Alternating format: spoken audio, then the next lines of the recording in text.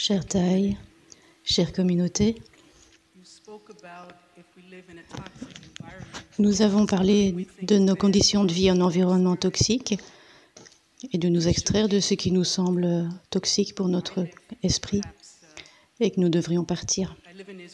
Je vis en Israël, en Cisjordanie, et c'est là que se trouvent tous mes enfants, mes petits-enfants. Il y a beaucoup de graines de colère. C'est un environnement où il y a beaucoup d'hostilité, beaucoup de ségrégation et l'histoire de souffrance de nombreux juifs pour des milliers d'années. Et je ne sais pas comment m'extraire de cet environnement toxique pour moi, pour mes enfants, mes petits-enfants, d'un endroit et aller vers un endroit. Comment peut-on s'extraire d'un environnement toxique alors que dans cet environnement, nous avons nos amis, nos enfants, nos petits-enfants, notre travail, nos ancêtres?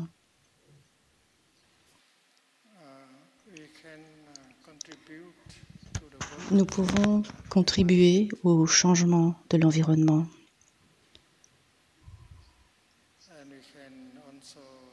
Nous pouvons nous rassembler et créer une sorte d'île. Une île qui soit sûre, avec plus de sécurité, plus saine, pour nous protéger et qui ne nous emmène pas, qui ne nous entraîne pas. Au village des Pruniers, nous avons déjà accueilli de nombreux groupes de Palestiniens et d'Israéliens. Nous les avons invités à venir pratiquer avec nous.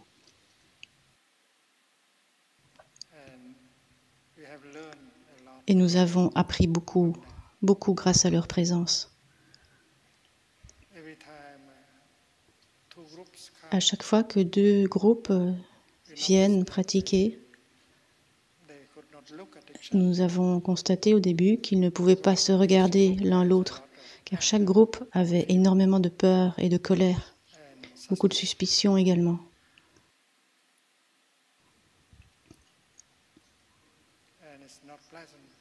Et c'était pas agréable pour un groupe comme pour l'autre de regarder l'autre, parce que chaque groupe pensait que la souffrance venait de l'autre groupe et qu'ils n'étaient que des victimes et que l'autre était la cause de la souffrance. Et ça, ce sont nos pensées, nos sensations, et c'est cela qui engendre la peur et la colère et la suspicion.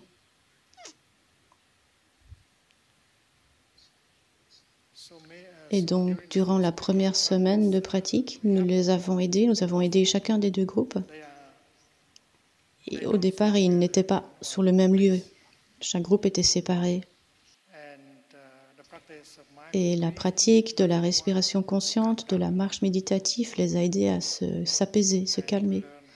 Nous leur avons appris à regarder leur souffrance, leur peur, leur colère. Et nous les avons invités à toucher les merveilles de la vie, dans la nature, parce que beaucoup d'entre nous proviennent de nombreux pays, et ensemble nous pouvons créer une atmosphère de fraternité, de sororité, là où il est vraiment agréable d'être ensemble alors. Et durant cette première semaine, chacun des deux groupes a profité de ce type d'environnement agréable. Nous avons mangé ensemble, marché ensemble, nous avons partagé nos connaissances, nos apprentissages, nos découvertes, notre pratique. Et puis la deuxième semaine, nous avons commencé à aborder la pratique de l'écoute profonde et de la parole aimante. Et puis c'est alors que l'un des deux groupes est invité à parler, à s'exprimer, et ils sont encouragés à exprimer tout ce qu'il y a dans leur cœur, tout type de souffrance qu'ils traversent de leur côté. Et quand c'était le tour des Palestiniens de s'exprimer, alors les Israéliens se contentaient juste d'écouter. Et puis si c'était vous qui parliez, nous vous encourageons à utiliser des paroles qui pouvaient vraiment aider l'autre côté, l'autre groupe à vous comprendre. Et s'il y avait trop d'accusations, de reproches et de colère, alors l'autre groupe n'aurait pas été capable d'écouter. Donc nous les invitions à s'exprimer avec des paroles susceptibles d'aider l'autre groupe à comprendre la souffrance, à comprendre votre souffrance. Donc vous pouvez leur dire tout type de souffrance que vous rencontrez ou que vos enfants ont rencontré, que tous les adultes et les enfants ont traversé. Vous pouvez tout dire, mais jamais accuser, ni blâmer, ni reprocher, ne pas être amer, ne pas utiliser l'amertume. Alors, cela peut aider les autres. Parce que le but de l'écoute est d'aider l'autre à comprendre. Comprendre veut dire vraiment comprendre profondément. Et de l'autre côté, celui qui écoute, nous recommandons qu'il écoute avec compassion. Écoutez ainsi avec juste un seul objectif, permettre à l'autre de s'exprimer, de vider son cœur et de moins souffrir. Parce que nous savons qu'il souffre également, et c'est ce que l'on appelle l'écoute compassionnée. Vous écoutez avec un seul objectif, celui d'aider les autres à s'exprimer, vider leur cœur de façon à moins souffrir. Et c'est pour cela que pendant tout le temps de votre écoute, vous ne devriez pas réagir, juste écouter. Arrêtez vos pensées, juste écoutez. Et même s'ils disent des choses erronées, il y a beaucoup de mauvaises perceptions, de perceptions erronées. Leurs perceptions ne correspondent peut-être pas à la réalité. Malgré cela, vous continuez à écouter et vous ne les interrompez pas. Et vous ne cherchez pas à les corriger. Parce que si vous faites cela, vous allez transformer la session en un débat. Et vous allez tout gâcher. Vous devez pratiquer la respiration consciente.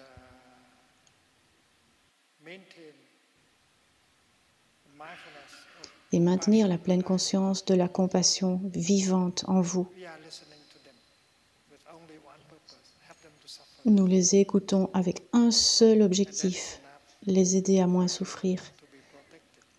Et cela est suffisant pour que vous soyez protégés. Vous êtes protégés par l'énergie de la compassion. Et c'est pour cela que ce qu'ils disent ne vous n'incite rien en vous, n'incite pas l'irritation, la colère en vous. Parce que vous êtes protégés par la compassion. La pleine conscience et la compassion. Souvenez-vous d'une chose, j'écoute avec un seul objectif, l'aider à moins souffrir. Et vous pouvez écouter pendant 1 heure sans éprouver de colère ou d'irritation. Ça, c'est la pratique d'un bodhisattva. Le bodhisattva de l'écoute profonde, de l'écoute compassionnée. Et même s'ils sont emplis de perceptions erronées, je ne vais pas les interrompre. Je leur donne une occasion de souffrir moins. Et il y a plusieurs semaines ensemble, peut-être que 3 ou 4 jours plus tard, alors peut-être que nous allons leur fournir quelques informations pour qu'ils puissent corriger leurs perceptions, mais pas maintenant. Maintenant, c'est le temps de l'écoute. Et donc, quand vous écoutez de cette façon, la première fois, vous pouvez voir que de l'autre côté, il y a également des êtres humains comme vous. Et ces êtres humains ont souffert exactement comme vous. Ils ont eu le même type de souffrance que vous avez eu de votre côté, très proche. Des bombes, mortiers, la mort d'enfants, la mort d'adultes, des maisons brûlées, tant de choses, le désespoir, etc. Et donc pour la première fois, vous voyez leur souffrance, vous comprenez leur souffrance, parce que vous avez souffert beaucoup, et c'est le même type de souffrance. Et la première fois, vous voyez que ce sont eux aussi des victimes, comme vous, que vous n'êtes pas les seules victimes du conflit.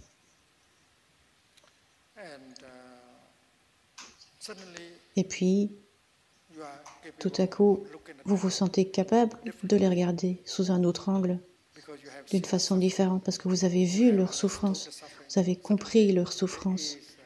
Et tout à coup, il y a de la compassion dans vos yeux. Et quand vous les regardez avec compassion, mais vous ne souffrez plus. C'est un miracle. Et vous ne voulez pas les punir, vous ne voulez plus les punir. Et vous souhaitez vraiment qu'ils ne devront plus subir de telles souffrances à l'avenir. Cela veut dire qu'en écoutant de cette façon, cela permet que la compassion naisse dans votre cœur. Vous souffrez moins quand vous écoutez, quand vous comprenez la souffrance de l'autre côté. Et vous savez que vous aurez aussi l'occasion d'exprimer votre souffrance de façon à les aider à transformer. Ils ne seront pas en colère contre vous, ils n'auront plus peur de vous. Ils seront capables de d'ôter leur perception erronée vous concernant. Et ça, c'est la pratique de l'écoute profonde, de l'écoute compassionnée et de l'écoute de la parole aimante. C'est ce que nous pratiquerons pendant la 2e semaine. Et nombreux parmi nous, nous asseyons parmi eux et nous leur offrons notre énergie collective. Et c'est ainsi que la guérison prend place. Les personnes se sentent différentes, elles apparaissent différemment, elles écoutent différemment. Et petit à petit, elles arrivent à être ensemble et partager un repas ensemble. Ils parviennent même à se tenir la main en faisant la marche méditative. Ils créent ainsi une nouvelle énergie. Et puis, à la fin de la retraite, ils se rassemblent souvent en un seul groupe. Et puis, ils expriment à la Sangha tous les progrès qu'ils ont pu faire. Et avant de quitter le village des pruniers, ils promettent toujours que quand ils retourneront au Moyen-Orient, ils se rassembleront pour organiser ce type de pratique, de façon à ce que d'autres personnes puissent se rassembler et pratiquer pour moins souffrir. Donc c'est vraiment possible qu'un certain nombre d'entre nous se rassemblent, créent ce type d'île de paix et de compréhension, et que cette île grandisse. C'est ce que de nombreux amis sont en train de faire au Moyen-Orient. Et nos enseignants du Dharma s'y rendent de temps en temps afin de proposer des retraites. Et puis si nous pouvons le faire de façon plus large, alors je pense qu'il y aura vraiment beaucoup plus d'espoir. Si le président Obama sait comment organiser une négociation de paix, alors il pourra donner suffisamment de temps à chacun des deux côtés pour permettre de se calmer, de s'asseoir, de respirer, de s'apaiser avant toute négociation. Vous ne pouvez jamais négocier la paix si vous êtes encore empli de colère, de peur et de suspicion. Et c'est ce que nous faisons au village des pruniers. Nous les aidons à se calmer avant toute chose, pour qu'ils puissent se voir comme des êtres humains qui ont souffert, comme nous, avant d'entamer la phase de l'écoute d'un côté et de l'autre, et puis parler. Donc ne perdons pas espoir, ne nous désespérons pas, ne nous laissons pas submerger par le désespoir, il y a une solution. Et nombreux parmi nous, dans de très nombreux pays, nous souhaitons vous aider, vous soutenir dans cette tentative de créer davantage de compréhension, la compréhension mutuelle en tant que fondement de la paix véritable.